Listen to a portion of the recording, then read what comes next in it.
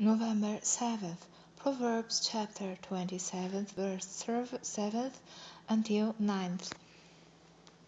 The full soul loatheth a honeycomb, but to the hungry soul every bitter thing is sweet.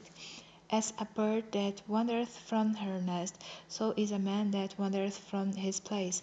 Ointment and perfume rejoice the heart, so doth the sweetness of a man's friend by hearty counsel.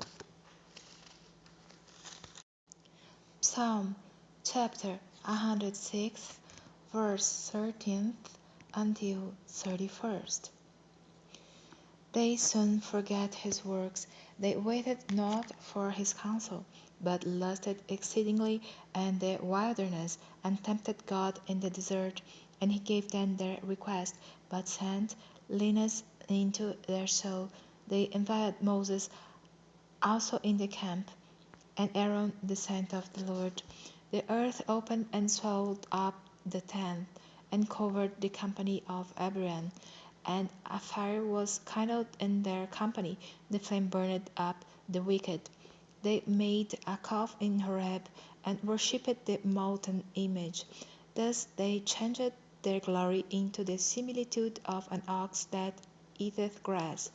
They forget God their Saviour, which had done great things in Egypt, wondrous works in the land of Han, and terrible things by the Red Sea. Therefore he said that he would destroy them. Had not Moses his chosen stood before him in the breach, to turn away his wrath, lest he should destroy them? Yea, they despised the pleasant land, they believed not his word, but murmured in their tents, and hearkened not unto the voice of the Lord. Therefore he lifted up his hand against them, to overthrow them in the wilderness, to overthrow their seed also among the nations, and to scatter them in the lands.